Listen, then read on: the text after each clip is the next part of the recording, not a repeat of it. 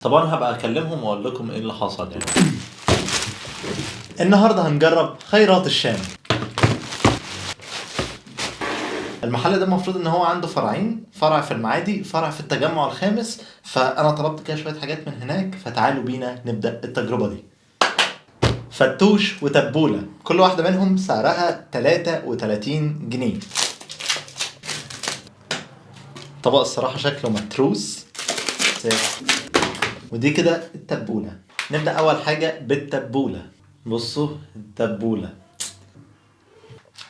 هي كانت عايزه حاجه حامضيه شويه في الموضوع، يعني انا مش حاسس انها فيها طعم يخطفك كده. نخش بقى في الفتوش اللي برضو سعرها 33 جنيه.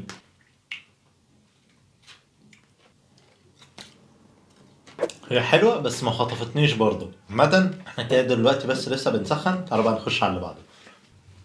4 سندوتشات شاورما معاهم 2 بيبسي ب 100 جنيه. فتعالوا نجرب اول واحد وهو الشاورما الفراخ. بسم الله. يعني بص، هو السندوتش حلو بس هو بس مشكلته الوحيده ان هو ناشف شويه.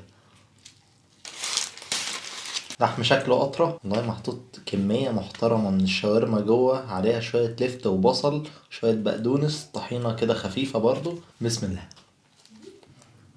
هو غالبا المشكلة في العيش اللبناني نفسه، يعني هو لما حاول يحمص العيش اللبناني هو ناشف، فبيبقى صعب شوية في المضغ. طعمه حلو. احييهم الصراحة على الشاورما اللحم ده، واحييهم على الاوفر. اوفر حلو. اوفر حلو. سندوتش شاورما فراخ صاج سعره 50 جنيه. حجمه كويس الصراحة. بسم الله.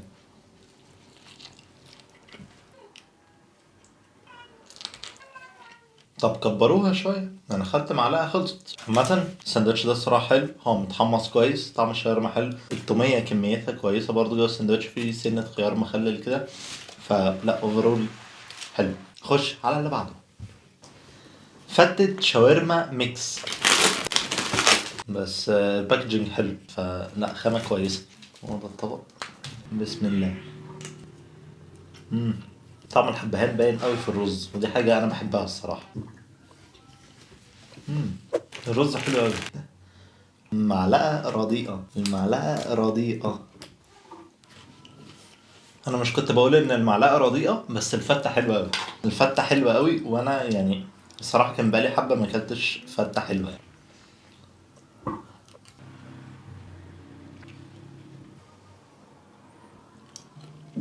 العيش مع انه جاي دليفري بس هو لسه متحمص مطريش من الدليفري.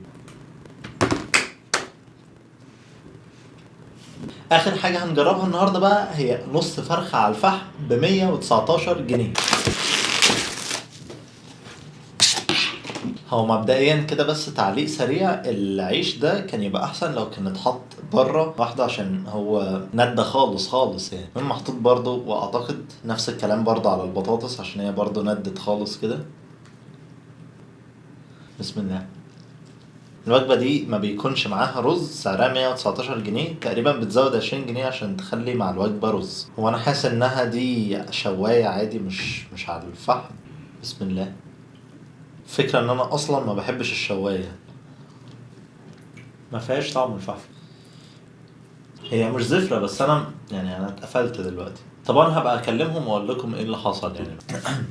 احنا كنا في محاولات ان احنا نحاول نكلمهم، بس للاسف هم ما بيردوش. بس ملخصا بقى يعني للفيديو ده، دي ما عجبتنيش. لو هنتكلم على الحاجات كده، لو هرتبها من اكتر حاجة عجبتني لاقل حاجة، اول حاجة فوق خالص هي الفتة سندوتشات الشاورما. وبس كده. شكرا جدا ليكم لو انتوا لسه بتتفرجوا لغايه دلوقتي. كان معاكم اباظه من قناه لايف وذ اباظه. ما تنسوش بقى لو انتوا جربتوا قبل كده خيرات شام، تقولوا لي تجربتكم كانت عامله ازاي تحت في الكومنتات. سلام.